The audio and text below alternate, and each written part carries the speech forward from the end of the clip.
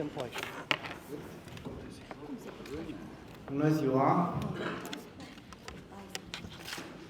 În temeiul prevederilor articolul 133, aliniatul 2, litera A, articolul 134, aliniatul litera A, aliniatul 4, aliniatul 5, articolul 155, aliniatul 3, litera B, articolul 196, aliniatul 1, litera B, precum și la articolul 243, aliniatul 1, litera A din Ordonanța de Urgență a Guvernului, numărul 57 din 2019, privind Codul administrativ cu modificările și completările ulterioare, precum și a dispoziției primarului municipiului Deva, numărul 915 din 2023, Consiliul Local al municipiului Deva a fost convocat de îndată în ședință extraordinară.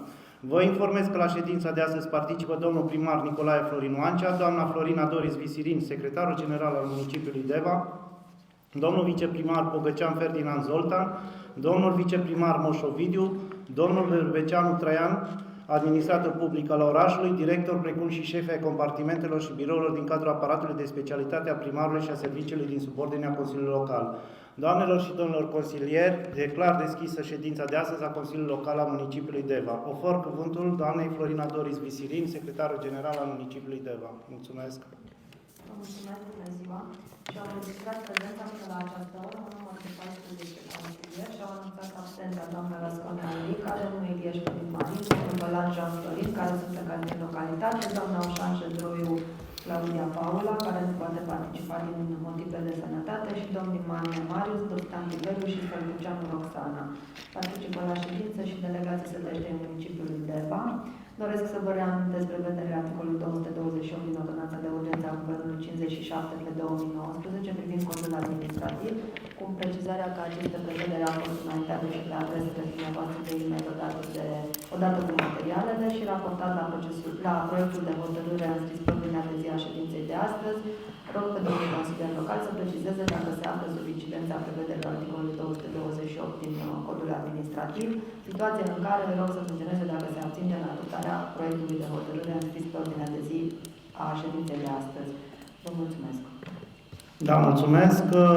Ofer cuvântul domnului primar Nicolae Florin Oancea pentru prezentarea ordinii de zi. Bună ziua tuturor. Avem un singur proiect de hotărâre pe ordinea de zi. Da, supun la vot ordinea de zi prezentată. Cine este pentru? Abțineri? Împotrivă? Mulțumesc. Ofer cuvântul domnului primar pentru prezentarea punctului. Aprobarea depunerii proiectului și atribuirilor aferente proiectului, dotarea cu mobilier, materiale didactice și echipamente digitale a unităților de învățământ universitar state în municipiul Deva. Da, mulțumesc. Domnule doctor Petruian Dorin, avizul Comisiei Juridice, vă rog. Aviz favorabil. Mulțumesc. Domnule viceprimar Pogăcean Ferdinand Zoltan, avizul Comisiei de Buget, vă rog. Aviz favorabil. Domnule director Ilieș Gabriel Nelu, avizul Comisiei de Cultură, vă rog. Aviz favorabil. Vă mulțumesc. Aveți discuții, interpelări? Nu? Supun la vot. Cine este pentru? Abțineri împotrivă. A fost votat în unanimitate cu 14 voturi pentru hotărârea Consiliului Local numărul 107 din 2023. La punctul diverse, dacă este cineva, vă rog, domnule Mara. Mulțumesc pentru întrebare. De când Ministerul a lansat un program RABLA pentru autoturisme la nivel local. Dacă Primăria Deva, poate domnul Pogăcean, din membru de VRN poate lămuri, dacă Primăria Deva are în plan să participe la acest program. Da, este, doar e doamna directoare care vă răspunde.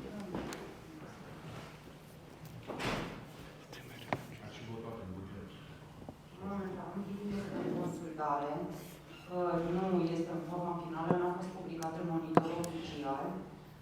Am prins în bugetul inițial 600.000. Ieri chiar am luat legătura cu cei de la Administrația Fondului pentru Mediu să vedem dacă la judecata ghidului au luat în considerare ca UAT-ul care vrea să depună acest proiect să aibă prins în buget doar partea UAT-ului sau trebuie prins în buget inclusiv suma cu care vine Administrația Fondului pentru Mediu. Potrivit ghidului, 2400 se alocă de AFM și diferența de 600 de lei se alocă de UAT-ul.